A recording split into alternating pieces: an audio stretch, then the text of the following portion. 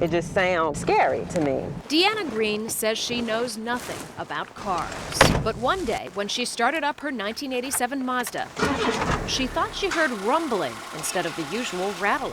Deanna's familiar shop was busy, so she took her car to a new mechanic. Lesson number 1. Find a shop you like and stick with it.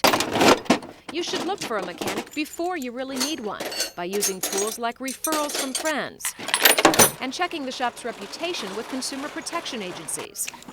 That way, you'll feel comfortable with your mechanic, and your mechanic will get to know the repair history of your car. I only paid $500 for the car, and my limit was $500.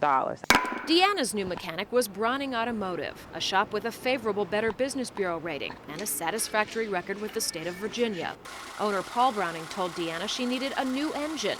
She resisted, but eventually gave in and agreed to the $1,800 job. Time for lesson number 2. If you're uncomfortable with the cost, get a second or even third opinion. Ask each mechanic if the repair they've quoted you is a recommendation for your car or an absolute necessity. And remember, mechanics have a right to charge you for their diagnosis, even if you don't have them do the work. Deanna learned consumer lesson number 3 on her own. They need to get written estimates on everything that's done to their vehicles. They need to have everything documented on what's going on with these cars. That's correct. In Maryland and Virginia, it's your right to get a written estimate for repairs of more than $50. Make sure that estimate includes not only the parts and labor required, but also a description of the problem being repaired. Once you've given your consent, the mechanic cannot go more than 10% over that estimate without contacting you again for permission.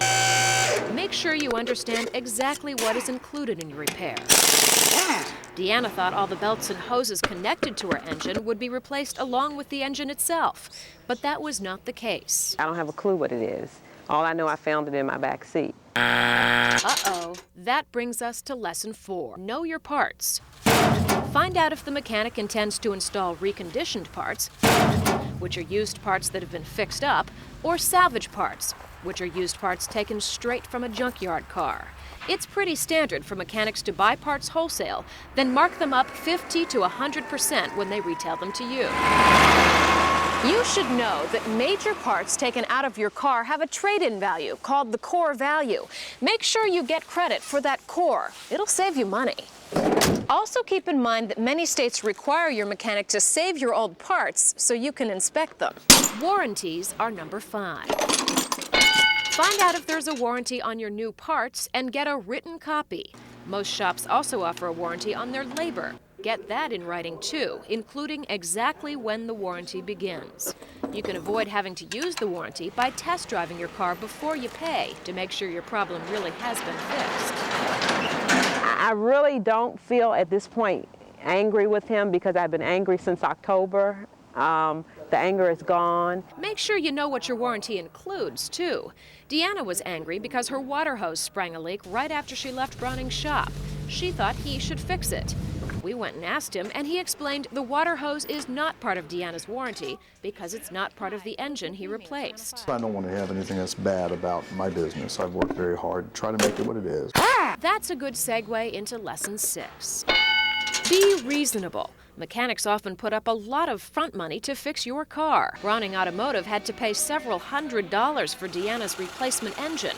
Then she didn't pick the car up for nearly 2 months.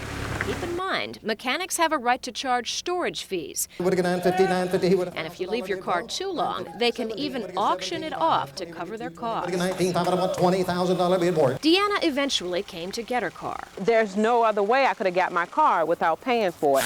Actually, you may not have to pay, and that's lesson 7, the best lesson of all. If you truly believe a mechanic is being unfair, pay with a credit card. Most card companies won't make you settle the charges until your dispute is resolved. Another option? In some counties, you can pay the amount you owe the mechanic to the court system instead. Some courts will even send a deputy with you to collect your car. Then either you or the mechanic files a lawsuit to settle the matter. If the mechanic is responsible for filing and doesn't within a certain period of time, you automatically get your money back. We have lifelong customers that come in, drop their cars off, and they appreciate everything we do for them. They're loyal customers. We enjoy working for them and doing things for them. We'll do all we can. That's the kind of relationship you want to have with your mechanic, especially if you know nothing about cars.